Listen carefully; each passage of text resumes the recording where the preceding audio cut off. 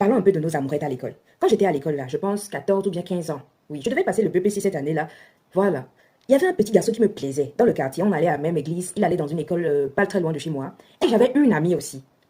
Cette amie-là, c'était une bonne amie à moi, pas ma meilleure amie, mais j'allais souvent manger le aïmolou parce que sa maman vendait ça. Donc voilà, on était bonnes amies et je lui en ai parlé parce que je voulais en parler à quelqu'un. Voilà.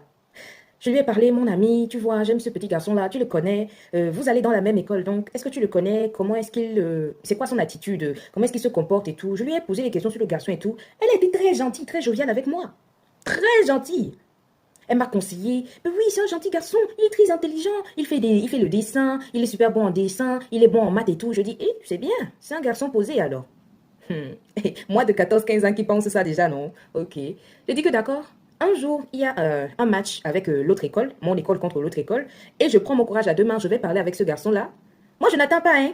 Je n'attends personne. Je lui dis, comment tu t'appelles? Il me donne son nom. Je dis que non, je m'appelle Tatata. Il dit, tu me connais? Oui, je te connais, je t'ai déjà vu, blablabla et tout. Je dis, d'accord, tu me plais bien. Tu veux sortir avec moi? Il dit oui, bien sûr, pourquoi pas? Nous voilà que nous commençons notre amourette. Moi, je parle toujours de ces trucs-là à ma mère. Je lui en ai parlé.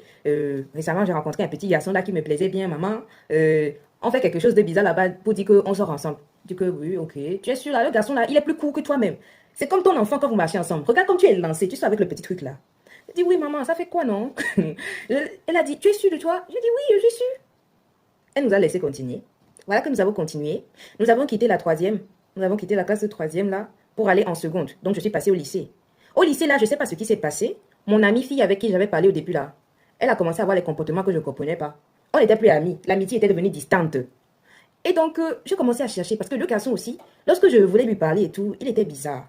Je ne comprenais pas. C'est là que mes autres camarades, les enquêteurs professionnels les Sherlock Holmes là, ils ont fait les enquêtes pour moi pour dire que non, ces deux-là sortent ensemble depuis avant même que tu n'entres dans l'histoire. Ma chérie mouffe là-bas, je dis, ah, les amourettes d'école sont bizarres, hein? Alors que c'est la personne à qui je suis allée demander si je peux sortir avec le garçon là, parce qu'ils allaient dans la même école.